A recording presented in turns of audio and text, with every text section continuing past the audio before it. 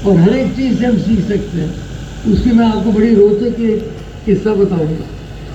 एक मंत्री थे किसी राज्य में, यहाँ के नहीं, जो 5वीं 6वीं 6वीं पास थे, लेकिन चुने गए। अब चुनाव में तो कोई भेद नहीं है, चाहे कितना भी पढ़ा लिखा ना हो, और शिक्षा मंत्री बन गए। तो शिक्षा मंत्री बन गए तो एक दिन वो करने गए थे, हम देखते हैं, निरीक्षण करते हैं शिक्षा।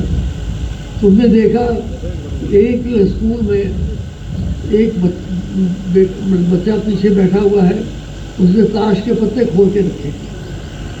तो उसने बड़ा डांटा उसको, तुम क्या पीछे? तुमने कहा सर यहाँ तो शिक्षा तो होती नहीं है, टीचर तो आज आप आए हैं इसलिए आते हैं, टीचर नहीं आते हैं टाइम के, तो हमने सोचा कुछ ताश के पत्तों से ही सीखो। उन्होंने कहा क्या सीख सकते हो तुम ताश के पत्तों से?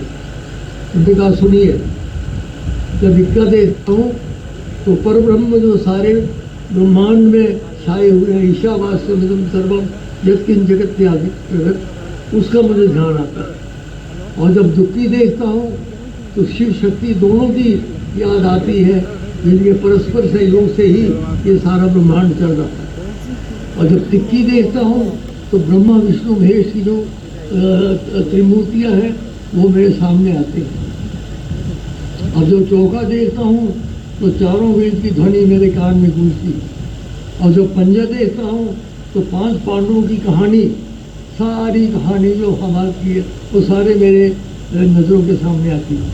और जब छिक्का देखता हूँ तो कार्तिक भगवान जिसके 6 मुख हैं उनके मुझे दर्शन होते हैं। और जब शक्ति देखता हूँ तो सप्त ऋषि जो रात को अपना प्रकाश और आशीर्वाद देते होते हैं उनका मुझे स्मरण आता है। अब अट्ठी देखता हूँ तो पतंजलि का अष्टांग योग जो है उसका मुझे ध्यान आता है। और जब नवमी देखता हूँ तो नवदुर्गा मुझे प्रतीत होती है। और जब दशमी देखता हूँ तो 10 अवतार मेरे सामने गुजरते हैं। और जब भारत देखता हूँ तो मुझे श्री कृष्ण याद आते हैं। और जब रानी देखता हूँ तो माँ यशोदा याद आती है। और जब राधा देखता हूँ तो नंद बाबा याद आते हैं, सब। और सुनिए, जब जोकर देखता हूँ तो आप जैसे मंत्री मुझे याद आते हैं। इसलिए मेरा कहने का मतलब ये है कि आप ताश के पत्तों से देखिए कितना कुछ सीख सकते हैं। जितना मैंने बोला उतना यहाँ सीखेंगे तो आपका जीवन सफल हो जाएगा। तो इसलिए आप सीखते रहिए, सीखने की कभी खबर ख़त्म नहीं होती। जो आदमी कहता है ना बस अब मैंने सीख लिया, अब मैं संपूर्ण हो गया, उसका वहाँ से नीचे जाना आवश्यक है। तो शरीर को बनाइए, मस्तिष्क को बनाइए, अपने भावों को गतिमान पर रखिए।